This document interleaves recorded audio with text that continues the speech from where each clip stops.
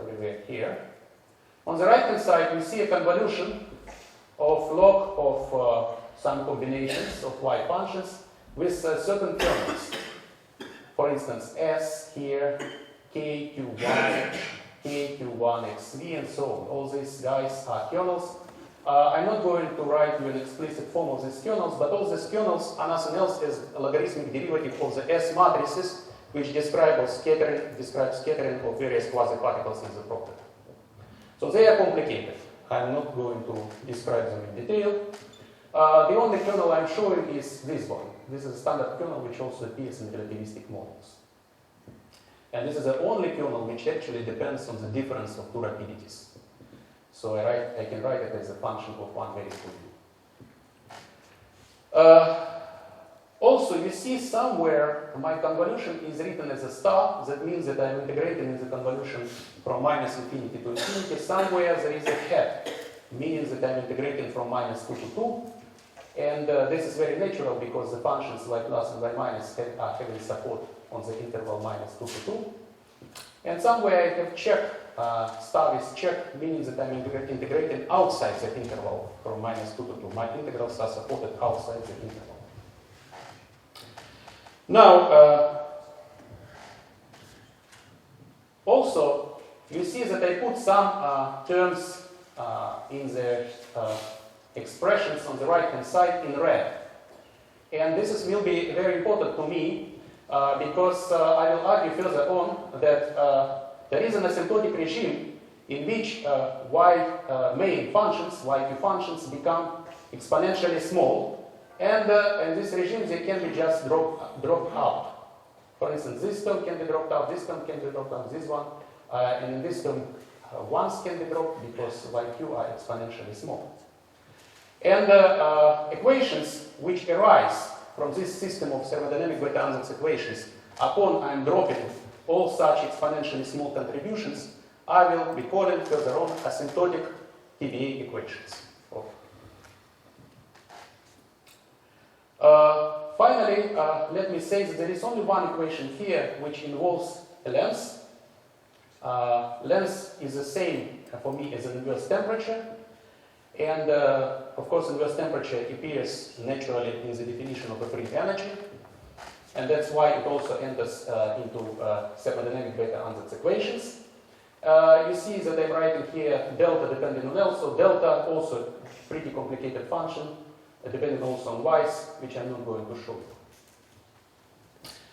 When you solve the system of equations, you can substitute the solution into the free energy at the minimum. And the free energy in the minimum is given by this expression here. This expression involves the derivative of mirror momentum with respect to rapidity variable u, and it involves only the main yq functions. Now, let me briefly discuss the relation to the so-called Y system. Y system has been introduced by Zamolodchikov, and in fact, this is a system of functional relations which naturally follow from the TBA equations under certain operation. And this operation is a projection operation which arises in the following way. So if you concentrate your attention on this kernel S on U, then you can easily convince yourself that this S has an inverse defined in the following way for any function f, s on minus 1 epsilon f, acts in this way as written down here. And you can see that if you substitute f as s here, you will find this relation. So s minus 1 is the right inverse for s. And what you can do with this s minus 1, you can just take the TBA equations, which are written above, and apply s minus 1. And then you will find that these equations collapse into, they turn into they turn into functional relations between the y functions. For instance, just give you an example, if you take the TBA equation and apply it for y1w, this is the simplest equation written down here, then when you apply s minus 1 here, s minus 1 will just give you a delta function, you can integrate it, so you will get just this term here and here. Here you should be really very careful, because when you apply s minus 1, you should take into account the fact that convolution here is just from -2 to 2. So the result will depend on where your external point is, in the interval -2 to 2 or outside this interval. So in particular, for modulus of u is less than 2, you will find the following equation, and you pay attention to these shifts. And when you're outside the interval -2 to 2, you will find this equation. So in fact, the fact that these two equations are different for you being inside or outside the interval hints that there are branch points. So actually there are branch points located at u is equal ±2 ± I over g. And you can choose the cuts running along parallel to the real line, like this. And TBA equations, in fact, then are telling you that there is another new interesting feature of our model, which is new, really, in comparison to the relativistic series. In relativistic series, y functions appear to be entire functions of rapidity variable, while here you find out that these y functions have discontinuities. And the discontinuities are fixed by the TBA equations themselves. And how it's done, it's very simple. So for instance, you start from this equation here, and in the strip, in this strip which is running between the cuts, you see that function is analytic, and therefore you can drop the epsilon prescription, you can drop this I0, and then you can continue the corresponding expression and obtain another one. So from this one you get this equation here. And then this equation now is determined as an analytic continuation of the TBA equation in the strip. You continue outside the strip, in particular modulus of u is now bigger than 2. But of course this equation must be compatible to what you find from the TBA.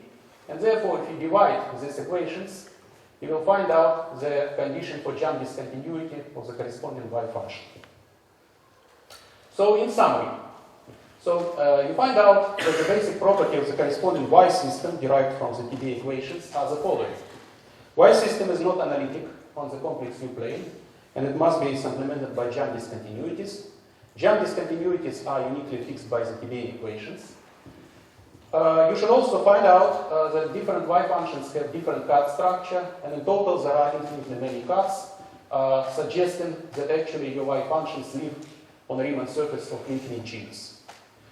This is a very interesting mathematical question, how actually the life of these y functions is organized on this surface, and there are investigations going in this direction, and I'm sure you will hear about this next day in the talk of Janusz Bauer.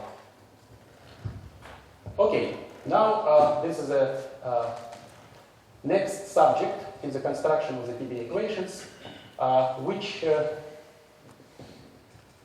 is a case of excited states TBA. So far I have given you a description of the TBA equations for the ground state. But actually, in a gauge series, the ground state which we are considering is nothing else as a protected operator, trace z in the power j. So one can show by carefully analyzing the structure of the ground state equations that indeed the ground state energy appears to be 0. If you solve these TBA equations and find the ground state energy, you will find out 0, which indeed corresponds to the fact that the protected operator does not receive any anomalous damage.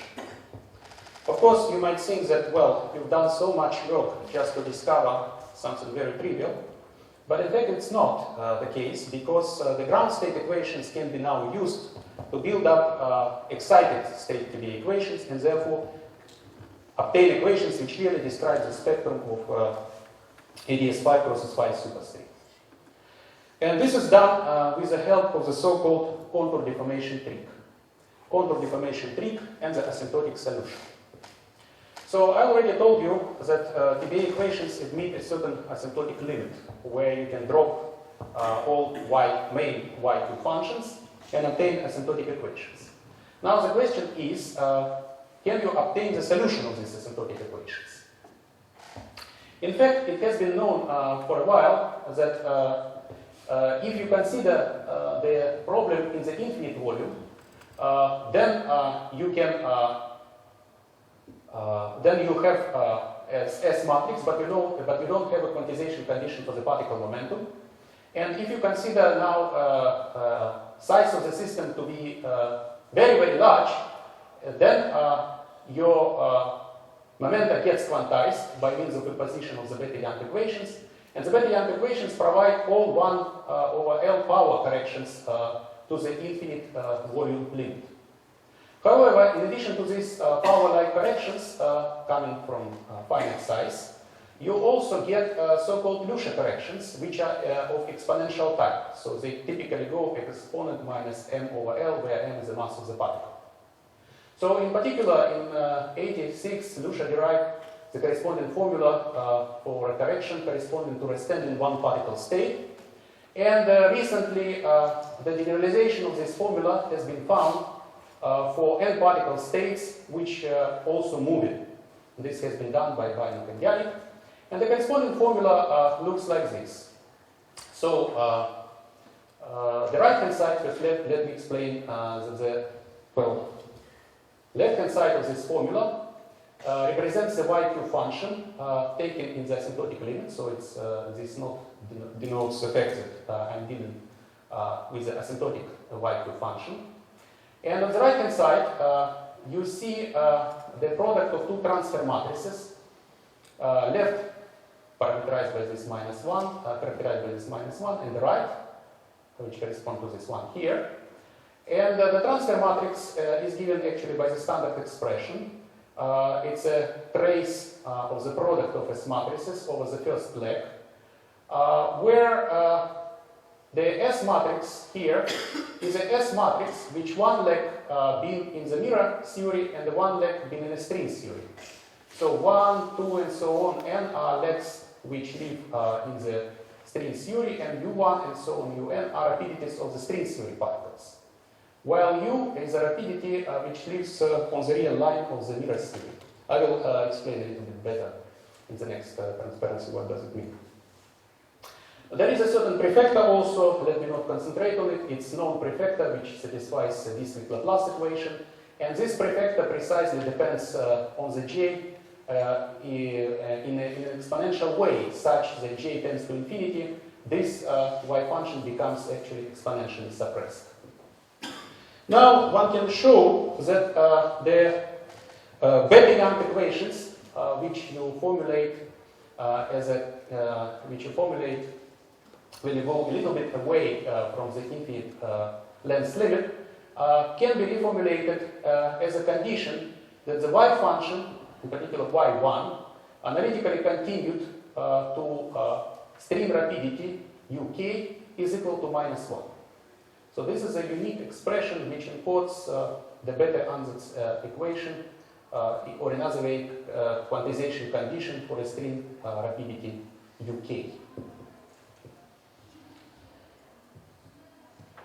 Now, this formula has been tested in various ways. In particular, it has been also applied to known relativistic theories, where it indeed provides the leading Lucia correction. I'm not going to explain how it works here. I will just would like to point out that as soon as you know this formula for an asymptotic YQ function, you can use TBA equations to derive the asymptotic expression for all other auxiliary Y functions we have in our problem. This is very easy. For instance, from the TBA equation, you derive first the functional relation. I took here the simplest one involving Y1 and Y2. It looks like this.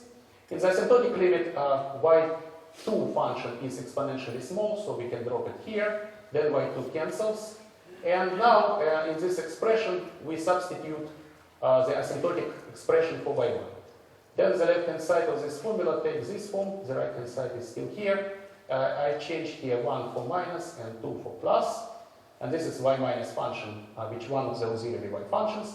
And then you see that this prefactor here drops due to the fact that it satisfies the homogeneous Laplace, the discrete Laplace equation, and then magically there appears factorization on the left and right modes, and therefore from here you can deduce what y minus minus is and y minus plus is. So you obtain a solution for the corresponding auxiliary y function y minus in terms of transfer matrices. Procedure goes analogously for all other y functions, so the whole asymptotic solution can be restored just from TBA equations through the y system and the corresponding binomial formula. That's good. So now we know the asymptotic equations and we know what solution of these asymptotic equations is. And I would like to use this to construct the excited states TBA equations.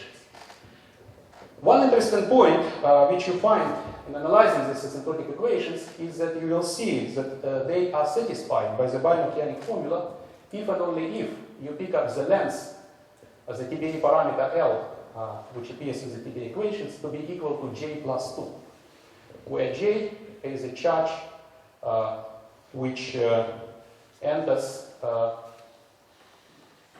into the expression here. So now let me formulate the way you find excited states.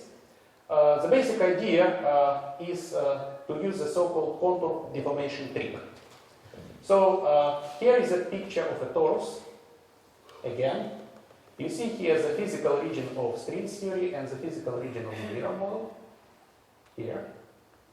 Now, this line here is a real line of rapidity, of real rapidity of mirror particles, and here this is the line of real rapidities of string theory particles. So actual particles of mirror theory with real momenta are living here, and string theory particles are living here. So the idea of contour deformation trick is that the TBA equations for excited states are the same. They look the same as for ground state. And the only difference is just in the choice of the integration contour. So you assume that there are points here which correspond to real rapidities of string theory particles, such that at these points the function y1 takes value minus 1. And the integration contour goes down. Now it does not go anymore just along the real line, but it goes down, encloses the corresponding points where the function y1 takes value minus 1 and goes back. At these points, of course, something should happen, because you see, if you look at the TBA equations back, you see that many of these terms on the right-hand side of TBA equations involve 1 plus y1. And so when y1 is equal to minus 1, you get a singularity. So resolution of these singularities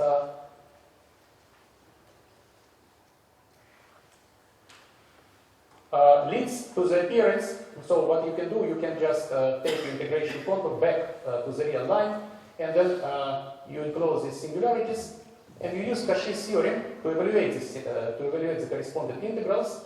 And as a result, any such a term of type log 1 plus y1 k leads to the appearance on an additional term in the corresponding TBA equation. This term is just a logarithm of the S matrix, which defines the kernel k in this way.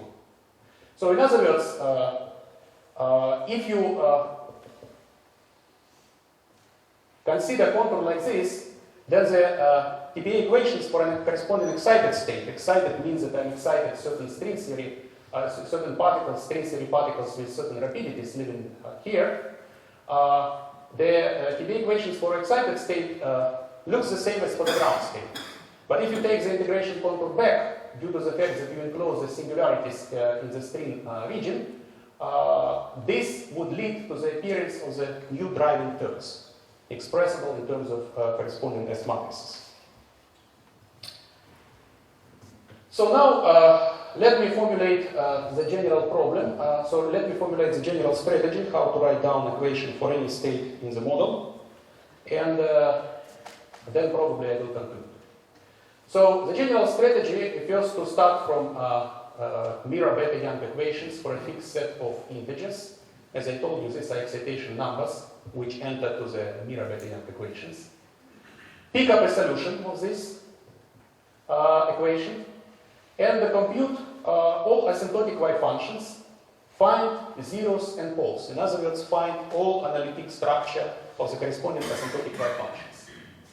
Then choose integration contour in such a way that the corresponding TBA equations reproduce completely this asymptotic solution.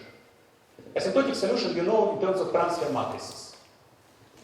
And when you plug in the transfer matrices explicit solution of the beta-Young equations, then you can investigate the structure, analytic structure of the corresponding y functions in the whole complex plane. In particular, you can find out where they have singularities. 1 plus y1, where it's 0 and where it's infinity. Then you draw a contour in such a way that it encloses singularities and produces the corresponding driving terms. And this, the equations, well, then the equations you constructed in such a way must really be solved by your asymptotic solution.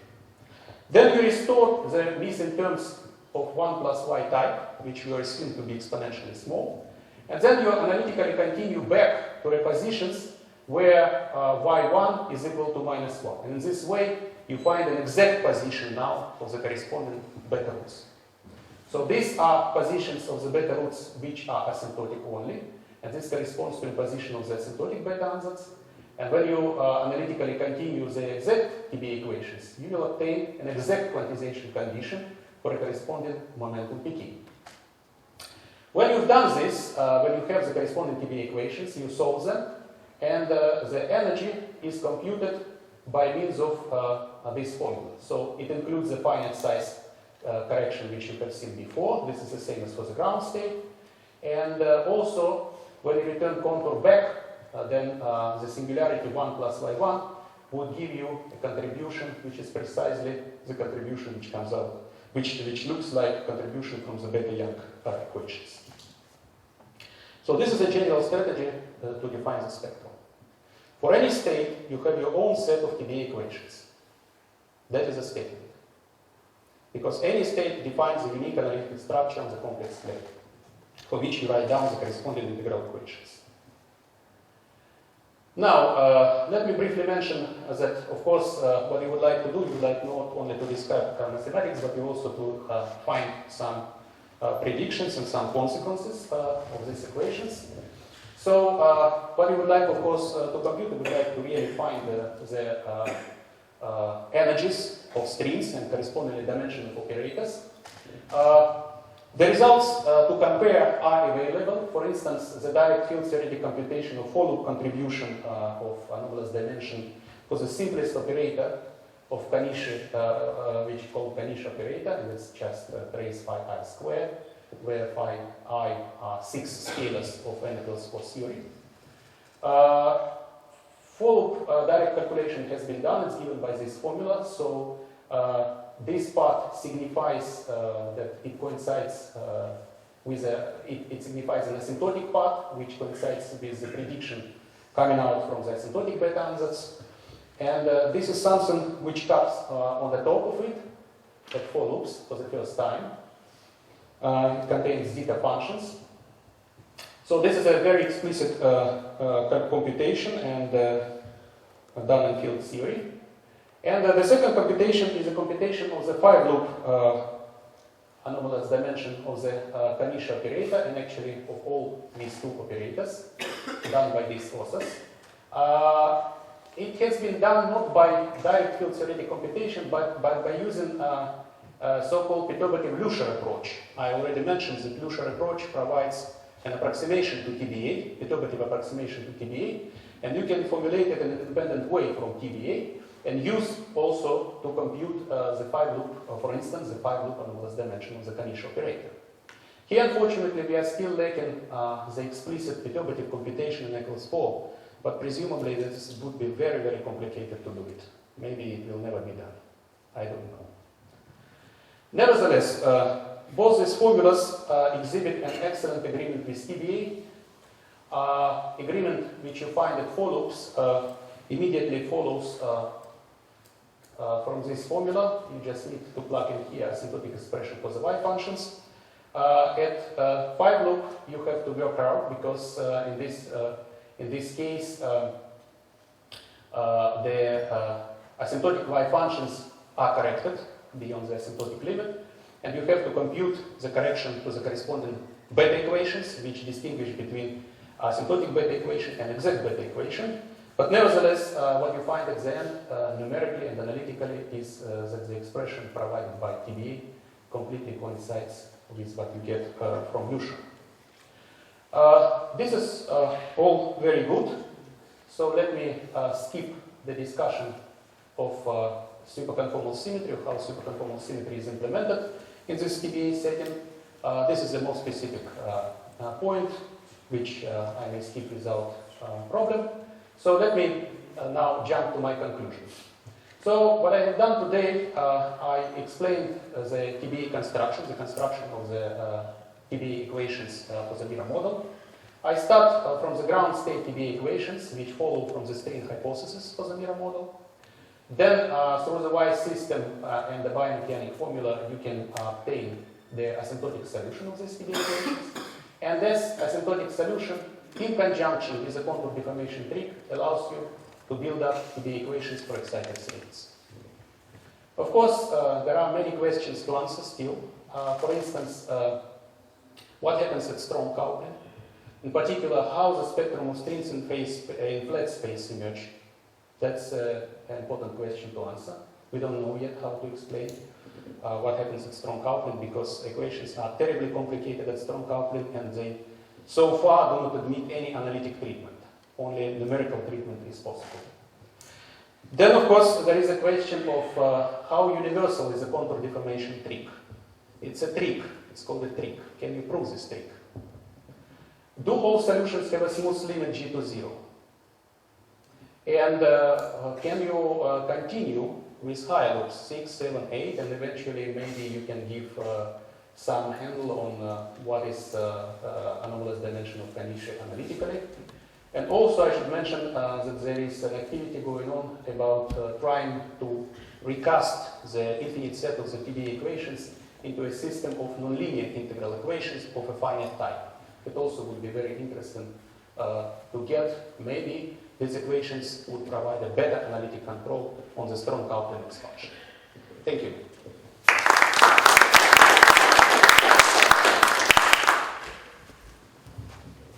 Questions? Well, you based the study of the analytic structure of the Y functions on the asymptotic solution. Mm-hmm. But what happens if you come closer to the large coupling region, so you move away from the analytic? Yeah, so that's a very good question. So the assumption is that the analytic properties of the Y functions do not change dramatically. So of course, if you look at the positions of poles and zeros, then when you change the coupling, these poles and zeros start to move, and sometimes they start to hit integration contours, and you have to modify your TBA equations. And this is known under the name of critical points, where the singularity hits the integration contour. You have to modify your TBA equations. But my hope is that the TBA equations tell you themselves how they should be modified, how you should proceed when you move from weak to strong coupling.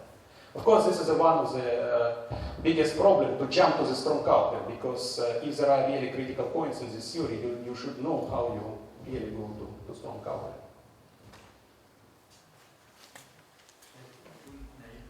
Mm-hmm.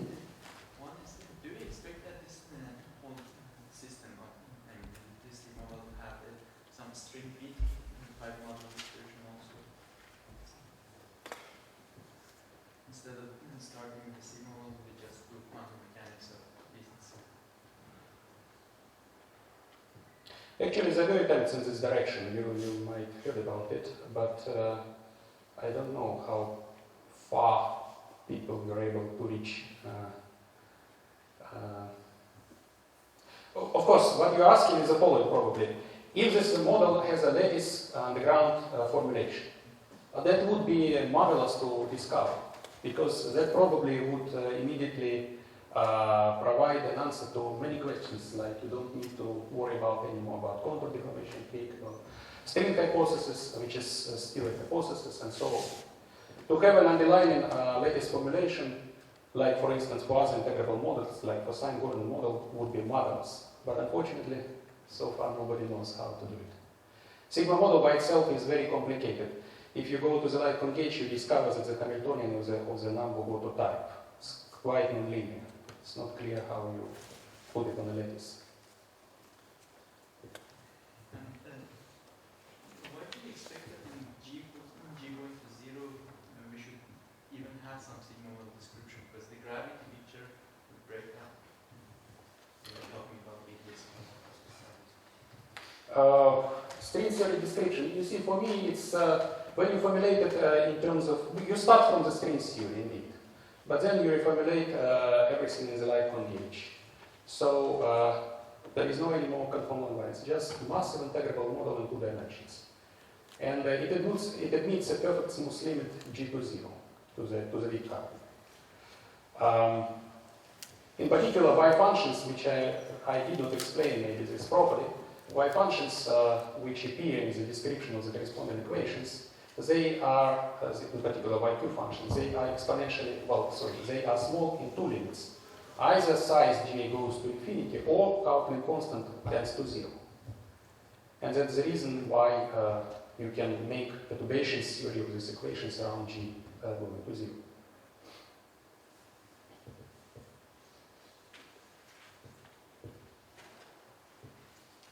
If there are no more questions, let's then let it begin.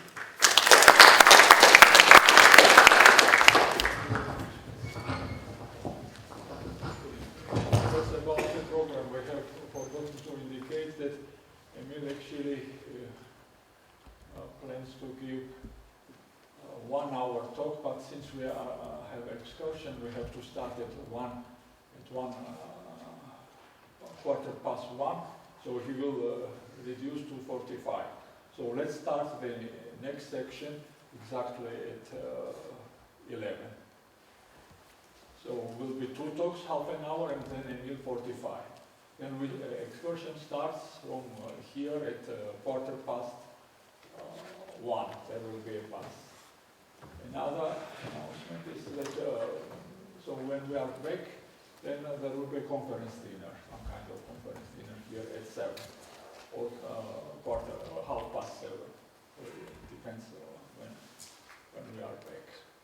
And the last announcement about tomorrow, there will be a joint session. I was informed about 25 people from the Yerevan conference. They are already in Tbilisi and they will join us.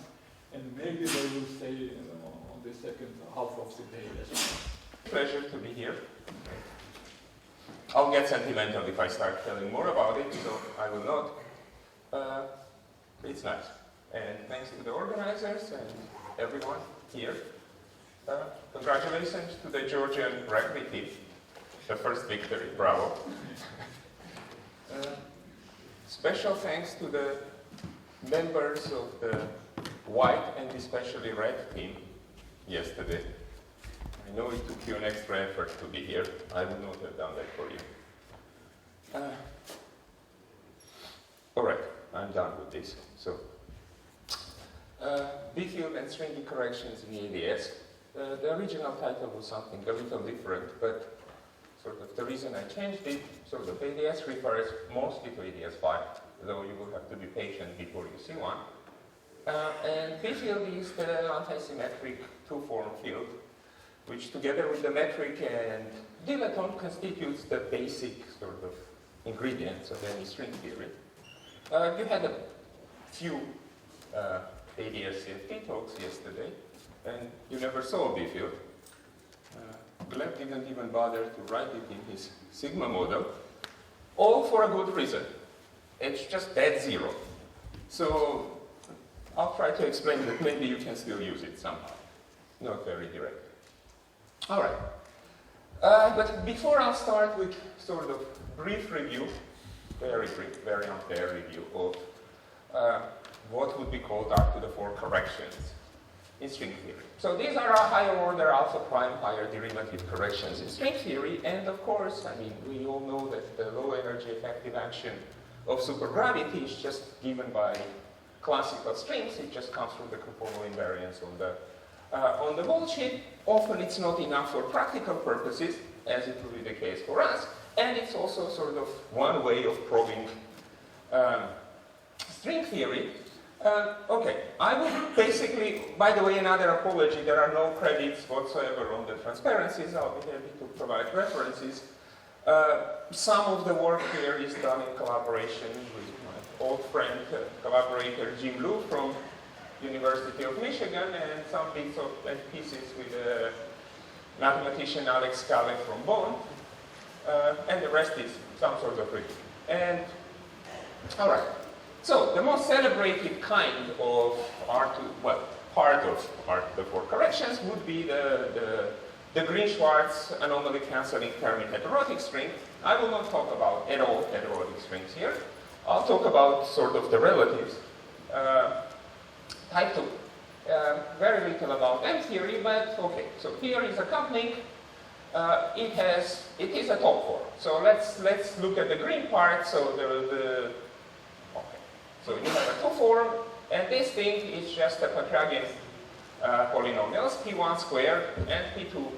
You will see later on some other expressions which just simply are trace R to the 4 and trace R squared squared, sort of single and double trace combinations of Riemann curvature.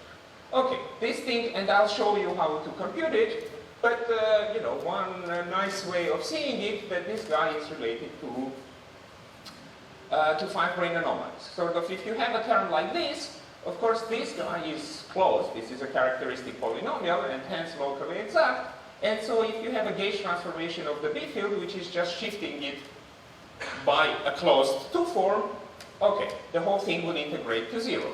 Of course, if there is a source, the brane, then, I mean, you do some things with integrations by part, etc., and you see that the thing does not integrate to 0. You do have an anomaly. Of course, you also have some kind of delta function inside, so the anomaly gets put back to the 5-brane whole volume, so you have some kind of inflow mechanism, anomaly cancellation. Okay?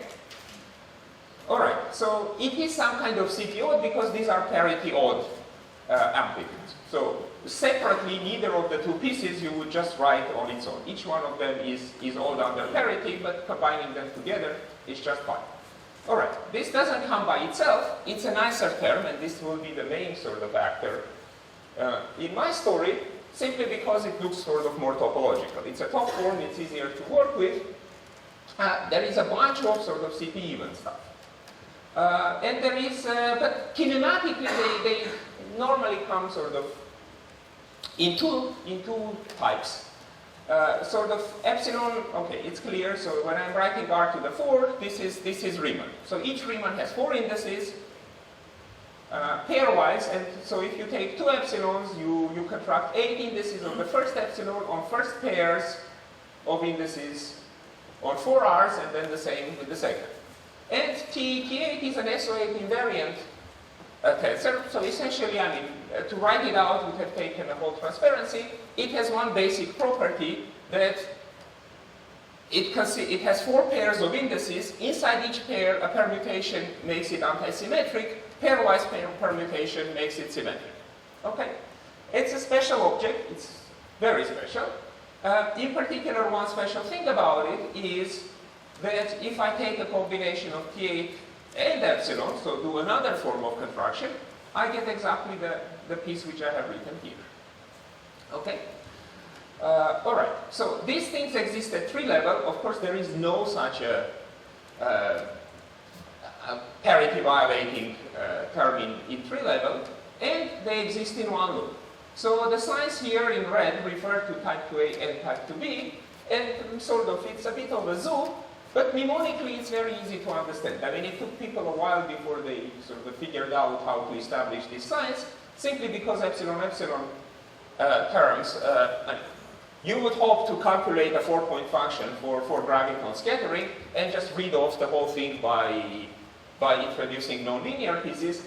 And for 4-point amplitude simply vanish. So you have to go to higher points and sort of it becomes a heavier calculation. So people prefer to fix it in other ways. One easy way to see it is sort of morally. You understand? You start with such a term, you hit it with supersymmetry transformation, it's going to give you gravitinos. You hit it again, it's going to give you a B-field. So, and you keep doing that a priori, but let me just do it at most twice. And so you could see that morally such a thing could be related to such a thing. And it has been shown very well at linearized order, unfortunately, only linearized, that this is indeed the case.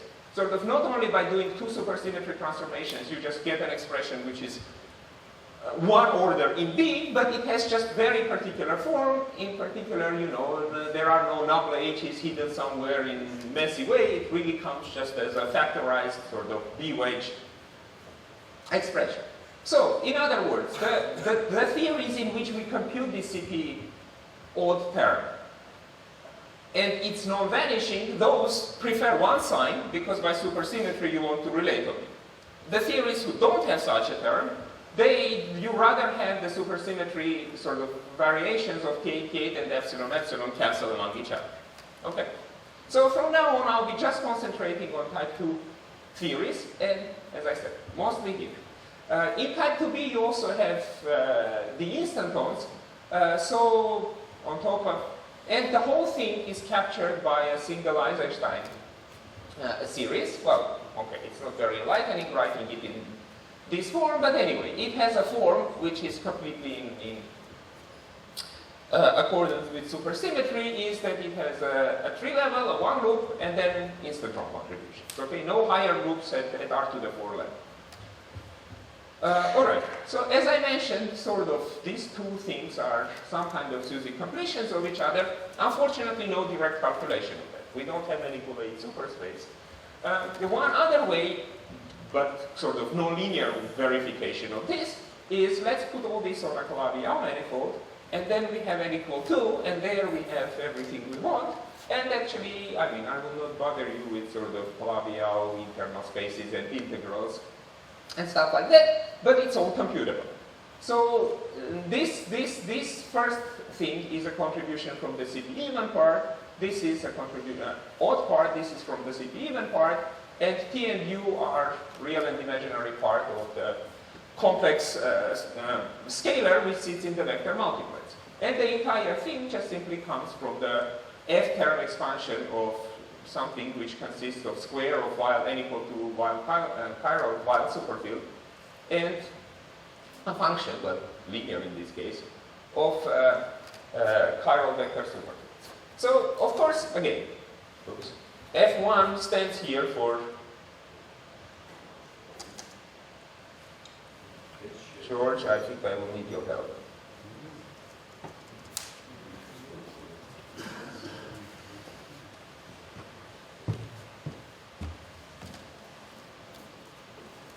So subscript 1 on that F simply refers that we are doing one loop calculation. Again, a priori there is a whole science devoted to computing higher FGs, which is sort of probably more interesting part of it. I will not be talking about this at all here. Okay. I'll go on a little bit with more with n equal to special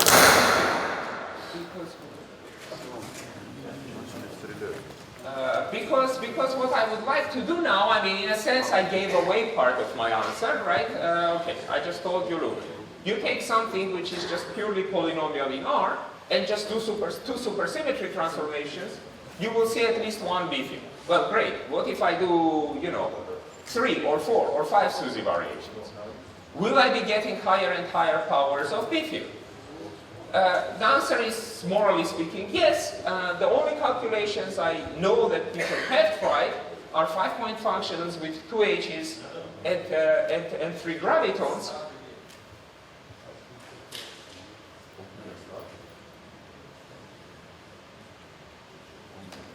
And of course, I'm not going to show you such 5-point amplitudes, but I'll show you sort of morally quick way of seeing at least the necessity of these guys.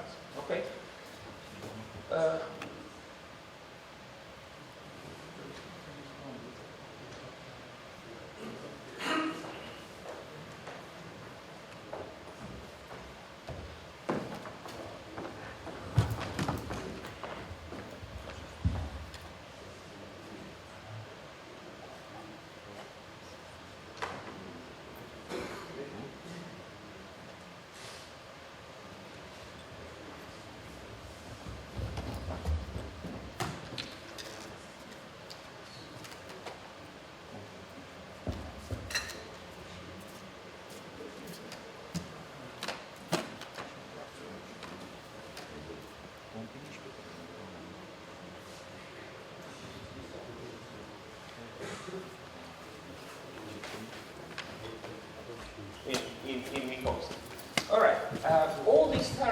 also induce corrections to the metrics on the moduli spaces.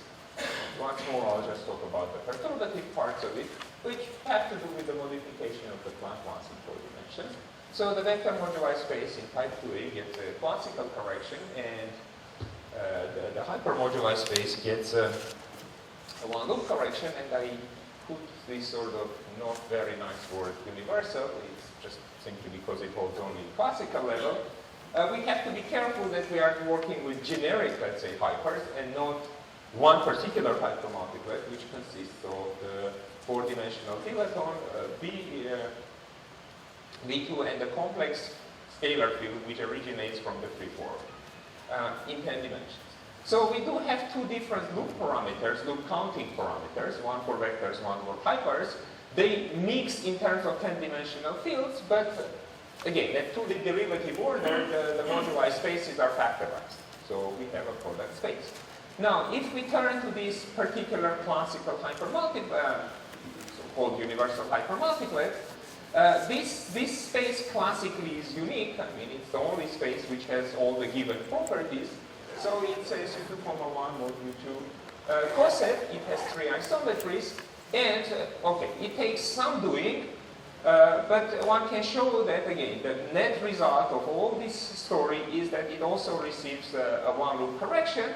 And if I had written in previous transparency the expansion of the Eisenstein series, you would recognize that this is just the first 2 terms of this expansion. So a priori, this guy also gets plenty of instanton corrections, about which I will not talk. So now, I mean, a natural impulse of a string theorist when one sees something in lower dimension is to ask where it comes from in 10 dimensions. And yes, we can go and check. I mean, clearly, okay, the chi here stands for Euler number of the Calabi-Yau. So if you know the Euler density on a 6-dimensional manifold will be cubic in curvatures, and then you need a kinetic term for the B field, which, again, massless B field in 2 dimensions has just degrees of freedom of a scalar field. So, you know from the beginning that you need something of the order R cube A squared. You go check what there is, and this is a contribution solely from the CP even part. And people have also shown that at this level, alpha prime to the cube R cube A squared, CP odd contributions would vanish. Okay, but CP even guy is there, and here it is. And okay, I mean the reason I'm just simply showing you is that this is not a coupling in the class of the previous transparency. It's not just E wedge trace R to the 4 or stuff purely made of curvatures. So I do start generating and actively needing higher orders in H. I mean, you can also check that all of this is safely captured. Again, most of the amplitude calculations are at linearized level because you rather compute 5-point function than 6-point function to include nonlinear parts. That at linearized level, just replacing R by R hat, which is of the following form, sort of you take nabla H, where this is the covariant derivative with the right antisymmetrization of indices, and all these terms are just captured by that. All right, so, I mean, it's not a very original question now to ask, can this be done at higher order? Can this be done systematically? So on and so forth. The question has been asked. It goes on for 15 years. Not that much progress, particularly because, again, the things were computed term by term. So what's the reason me talking here? Well, I suppose you need some sort of new insight. And the insight comes from partially, or at least some of the inspiration comes from some of the old and some of very new mathematics. So the old mathematics will have to do with the local index theorems and the choice of generic connection as opposed to Levi-Civita connection. So if you work with Dirac operators made out not of or containing not just spin connection Levi-Civita, but connection with torsion, again, these are works which sort of late 80s, 90s, not very much used in this context. What I will be showing more actively here is another input which is called generalized complex geometry. Again, unfortunately we are not there yet, but I'll try to explain to you what this generalized geometry is very vaguely about and how it can be relevant.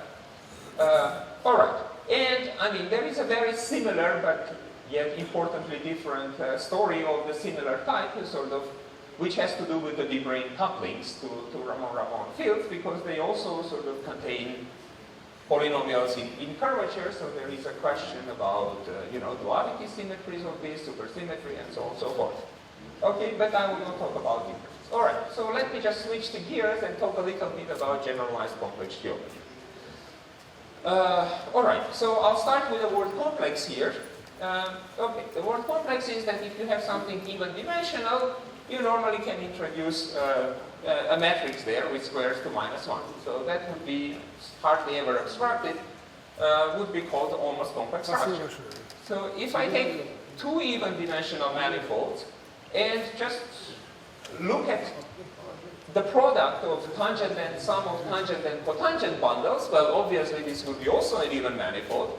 I'm just doubling the size of my matrices with squares to -1. Okay? Well, what does it give me naively? Why would I do something like that? Or actually, why would Nigel Hitchin have done something like that? The idea was to find some kind of class of geometries which would be interpolating between our two favorite classes, complex and symplectic. So both complex and symplectic geometry get immediately unified in this approach. It's just different ways of constructing this 2D by 2D matrix, but then you can have also stuff in between, because one case is strictly diagonal, another case is strictly anti-diagonal, and then you start having sort of more complicated matrices, and you might get something really nice. All right. Of course, we would like to drop the word almost, and okay, I'm not going to write you expressions for Nienhuis tensors, but I guess as physicists we sort of remember the logic, right? If you take two holomorphic vectors and compute a Lie bracket, and the product is also, the net result is also holomorphic, then you are on a complex manifold. If it's not, tough luck. So this is what's written here. So pi plus and minus are respectively holomorphic and anti-holomorphic projectors. So if I take two vectors, project them holomorphically, compute the bracket, then take an anti-holomorphic projector on it, if it vanishes, my complex structure is integral. And then I can take this, the content of this expression, and translate it into a familiar expression for Nienhuis. All right, so clearly I have to replace my bracket by something else. That something else better live on T plus T star. In other words, its sections are given not just by vectors, but vectors and forms. Okay, and then comes the question, what is the bracket? And the bracket is a unique generalization of Lie bracket. Why is it unique? What's the feature which makes it unique? Just like the derivative, its content is completely fixed by operation of exterior derivative. It is a strict exact dual of exterior derivative. Okay? Now, what have we gained? So here is another appearance of the B field. The reason I'm talking about this is, okay, if the ordinary Lie bracket has as an automorphism diffeomorphism, this new gentleman gains a new automorphism, which is a closed B transform. And the way B transform works, so B is an antisymmetric two-form field. So the vector part is not touched by this B transform, but the one-form part gets shifted by this two-form contracted on a vector. So in other words, we have another natural one-form which we can use to shift. And if the B is not closed, then we are introducing twisting of the differential operator, and D operator becomes D minus H. This is again a differential, so it squares to minus 1. Okay. All right. Just like again, if you have only if you have symplectic structure and a complex structure, same manifold can apply, have both. Unless they are compatible, neither of the two teaches you much about the metric. On the contrary, the condition of the compatibility sort of fixes the metric uniquely. What do we want? If we have two different matrices with square to minus 1, we want them to be simultaneously diagonalizable. All right, now this bracket has lots of problems, which I don't want to mention, but the most notable one is that it doesn't like Jacobi identity. So the Jacobi identity is respected on a particular space, which is quasi eigenbundle of this generalized complex structure, and it's a space of a sort of maximal dimension, and it's not. All right. So what I'm going to do now is take this thing and identify it with another space with which it's easier to work. And that space is a space of polyforms. I mean, we know the equivalence between spinors and polyforms, and I am just going to build this equivalence. So there is some kind of technical nonsense, so I'll just skip it and just tell you about this condition. So if you want the complex structure to be integrable, then this object, which again, for the moment, it's just a polyform, I'm calling it a spinor. The word pure is related to the number that it's of maximal, it has the maximal number of annihilators, and spinor because, well, we'll see that it is a spinor and where, okay? But for the moment, the condition of integrability of this generalized complex structure is that D of this object is some particular object. Again, this is a polyform, either odd or even, and we can either contract with the vector or wedge it with the form, okay? If this holds, the structure is integrable. You can impose a stricter condition that the exterior derivative vanishes, and this condition was called generalized Flavial. Why do we like it is, for example, I mean, one context is that if I take conditions of four-dimensional supersymmetric vacua with fluxes, okay, here I just to make the transparency like Rod-only Minkowski case, this is what the entire content of theory, classical content of the theory is. Sort of solving these simple-looking equations solves the entire theory. Supersymmetry equations of motion and the Bianchi identities. And notice that, yes, we have the conformal closure of one object like that. This is a condition of compatibility, and the entire Raman spectrum is fixed in terms of the compatible object. So let's understand why these things are spinors and where they are spinors. And the answer is, okay, I mean, taking T plus T star, it's nice, we already gained something, but okay, it's a bit too sad, you know, we can do better. And doing better is that we can somehow twist T star over T. And how do we do this? We do it using this above mentioned V transform. So, on the generalized tangent bundle, what is called, this space E, which again locally looks like a product of T plus T star, my sections are given by forms and vectors. In order to fix a canonical identification with the vectors and forms, which are global, so these are just local sections. In order to go to global sections on T and T star, I need to choose a B field. Okay? And the passage from one to another is this B transform. Moreover, if I do sort of compute ordinary current bracket on this E, on T plus T star, it becomes the twisted current bracket. Okay, now when it comes to identification of the spinors, I have sort of this kind of thing. Roughly speaking, the B transform makes sure that my objects transform spinorially as opposed to just global polyforms. And there is this factor simply because if I don't take the product with it, so it's a trivial line bundle. ODD spinors are not abstracted, I don't have to worry about it, but the objects I built naively as polyforms are just spinor densities. So we know one good density in string theory, which is e to the 5. Okay, dilaton is not an honest scalar. If you transform the metric, it transforms with the square root or whatever, some power of determinant of the dilaton. So it's a density. So we have to include the right power, and the magic is that when one goes to the supersymmetry, it's exactly the correct combination of the B field metric and the dilaton, which enters here. So nothing more excessive. So this is very minimal. But we don't want to do a little bit better. And remember that, okay, just basics of ordinary differential geometry, that if I have a D bracket, it defines spin connection. All right, very good. I can try to do the same thing with the current bracket. So go and find the generalized spin connection. Okay, very good. Normally we don't like arbitrary connections. I mean, we prefer with Levi-Civita because it is sort of uniquely fixed in terms of the method. So one particular thing we do is that if we compute commutator of two covariant derivatives on a vector field, it gives us the Riemann tensor, but generally it has also this non-tensorial piece which depends on the torsion. So the moment we kill the torsion, the moment we impose no torsion condition, our spin connection is uniquely fixed in terms of bracket. No such luck in generalized geometry. There is no unambiguous definition of Riemann tensor. But it's okay. we don't really need it. So if we are content in working with classical supergravity, there are two different objects which one can define unambiguously. This was done in a recent paper by Dan Waldron and his students. And, okay, so there is a symmetric two-index object, and then there is a sort of curvature, scalar object, and one is not obtained by tracing of another. So this is very, again, different from generalized, from ordinary geometry. So this would be the analog of Ricci, and this would be the analog of Ricci scalar. They are not traces of, one is not a trace of another. Okay, we have different objects. Each one of them has a basic definition, fundamental definition within generalized geometry.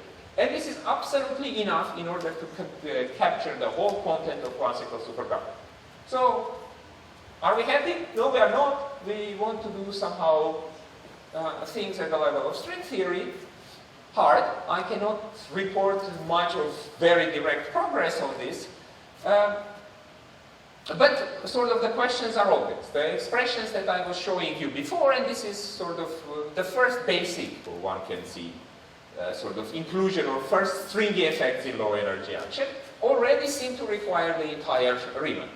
So how I'm going to sort of deal with these ambiguities? Can I reduce these ambiguities and simply blame them on ambiguities of sort of transcribing S matrix elements into the terms in the effective action? Or something is sort of largely to be seen, but I will be just showing you sort of first hint that how it could possibly work. Okay, and there T-duality will be playing an important role. Yes? What's the actual terms of these quantities for the supergravity? If you take this R hat, the scalar, you multiply it by square root of G, this will be the supergravity action, the NS sector. And the field equation is the one No, I haven't written field equations. The field equations are the ones that you get from varying these. But their content in a particular setup when I have 6 plus 4 split would be entirely captured by this.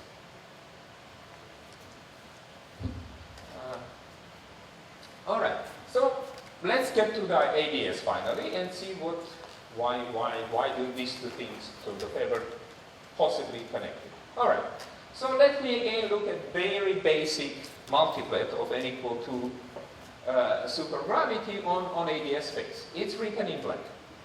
So it's all two order, second order in derivatives. So Hilbert-Einstein term, kinetic term for the graviphoton. So the multiplet contains the bosonic content of the multiplet is a metric and a vector field, graviphoton, a cosmological constant, and the Chern-Simons term. Okay. Now this coefficient 1 is fixed. Classical. So there is no freedom in this black edge. Okay? But I can shift it nevertheless. The price is introducing bunch of new terms. And this bunch of new terms now are of the type, okay, they are lower dimensional analogs of the terms that I was writing above. You know, I was telling you that sort of I start with r to the 4 in 10 dimensions, and a priori I should be reducing them to r squared in lower, among other things. Okay? In the degree of this reduction, I should be able to find stuff like that. Okay, very good. And now, I mean, the rigidity is in appearance of this alpha, which is, you know, if I'm shifting by certain quantity these Chern-Simons, then I have to really put the same fixed alpha in the completion with curvature terms. There are two constants here, AdS radius L and this coefficient alpha. Okay, why is this coefficient alpha important? Well, because we know that conformal anomaly in 4 dimensions will have two basic blocks, one of which is Euler density. And if we do just basic AdS CFT, in other words, compute this conformal anomaly holographically, starting from AdS 5, the coefficients of these two blocks are necessarily equal. They are just rigidly attached one to another. Okay? So, in other words, for action in black, I'll have n equal 8 a theory, sort of, which is holographically good, and it will have C minus A equals 0. You can have, yes? Yeah, yeah. It's just so it's gravity part, gravity multiplet of the gauge supergravity. You can couple all the rest to it. This doesn't affect the conformal anomaly. Okay? All right. So, of course, we have plenty of theories, and interesting theories do not obey this property. Of course, there is also a way of sort of going around this C minus A, which is introduce space filling D-branes and things like that. It's all good, but okay, it's model dependent, sort of. We are going to compute something which is subleading. So these things can be an order of 1 over n. So our interest is in getting 1 over n squared contribution, which is sort of universal. It comes from closed string center. And once more, it's related to sort of bunch of physical questions that people ask in this context, in particular this KSS bound and viscosity calculations. I will not talk at all about this. So the question I want to ask is, where did this come from? Okay, how do I compute all this? And okay, one quick thing is that sort of what I'm really interested in, normally what gives this shift between C and A in the 4-dimensional gauge theory, is this term. From other side, since the coefficient between this and this is rigid, is fixed, I might just simply compute this one because I like it better. And so this is what I will be doing. Okay, I will be trying to compute this term in the AdS reductions.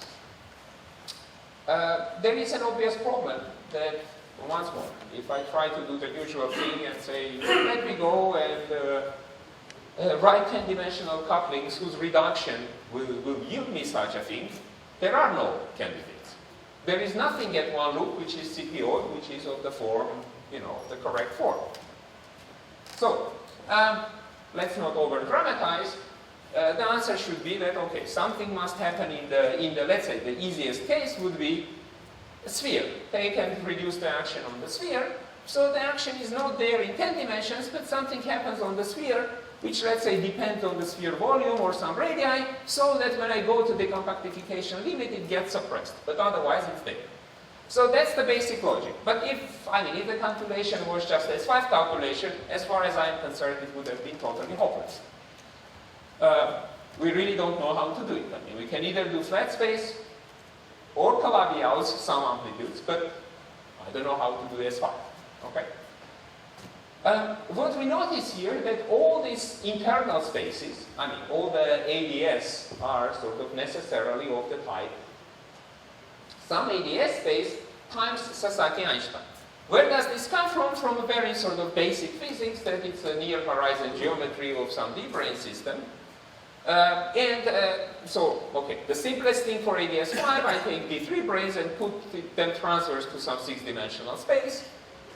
The space has to be conical, and the condition for solving equations of motion, which would be roughly the conformal Ricci flatness of the transverse space, translates in 5-dimensional terms into requirement that this guy is a so-called Sasaki-Einstein manifold. All right, and they all are somehow happen to be U1 bundles over just Kähler-Einstein bases. And you just basically do your steps. You start with, let's say, 6-dimensional Ricci flatness, demand conicality, and work your way through. You will arrive at the fact that, okay, you start with a core over some 5-dimensional Sasaki-Einstein manifold, which needs to be U1 fiber over a Kähler-Einstein base. Okay, very good. So the strategy now is sort of clear. I don't really need to do a calculation on S5 or something more complicated. What I need to do is just go to 9 dimensions, sort of untwist this U1, just try to derive the 9-dimensional coupling, whose reduction then will give me the term that I'm after. All right, now we can see how dualities can actually produce such terms. The easiest thing to do is, look, let's take this term, type 2a, let's take the simplest geometry possible, where I have my 10-dimensional manifold equals 9-dimensional 1 times a circle. Just a very direct product, nothing non-trivial. Let me take a B field which has one leg along this circle, a B-unine component, which is also topologically trivial. Let me not explain you what this means, but let's say sufficiently trivial choice of B. So under T-duality, that would guarantee that nothing happens to this X8 part, but the B-unine and G-unine sort of get exchanged. Okay, so I already in type 2B necessarily produce some term of the type which looks roughly useful. Okay? It's not the right term. And again, it works, you can work through dualities, all that, it's all fine. The problem is we somehow need to do better. If we just restrict ourselves to that particular coupling which you just get out of basic T-duality, you know, you don't get anything upon reduction. Okay, so we need to somehow deal with the non-trivial H-flux and gravitational backgrounds. And again, once more, the idea is clear that we want to get stuff which is suppressed in the decompactification limit. Of course, there is suppression and there is suppression. I mean, there are lots of things you can write which will get exponentially suppressed. Those are not very interesting. So we would rather have linear suppression, and of course we would like to get this 1 over n squared, which somehow works by itself, sort of semi-magically. All right, I will not bother you with the sort of telling how does one construct an amplitude, but one can construct this amplitude. Actually, once more, the part of it was very well known. In order to do a little more, include the B field, etc., at least at linearized level, it's not simply very hard. It's just a question of sort of symmetry or anti-symmetry. Metric is symmetric, B field is anti-symmetric. If in old days we decided we just need to do calculation with one B field and 4 gravitons, now we just do with 5 Ramon fields. And we see that we can actually get through the sort of signs, etc. So one thing which, again, I had shown, I mean, there is this expression is different from the expression that I was showing, possibly by a factor of 2, but in these talks, 2 equals 1 equals 3. And dilaton, which is just a conformal factor, I will not be bothered by it. So my basic interest is between sort of curvature terms and H terms. In the backgrounds that I will deal with later, dilaton is sort of safely 0. So tempting sort of suggestion would be that, look, we can actually do this non-linearly if we don't just take dumbly the Riemann and shift it, but we actually compute somehow from the generalized connection. In other words, sort of take the H field, make a 1/4 mount of it, with the values in OD, where D is the dimension of the manifold. You know, it looks like a connection. We just shift the connection by this twisting. This agrees with the sort of what one would be calling generalized connection. See where it leads us. Again, in the best of worlds, you go and compute 6-point amplitude to fix exactly the nonlinear terms and see if it works. No, you cannot do it. Well, maybe you can, but I cannot.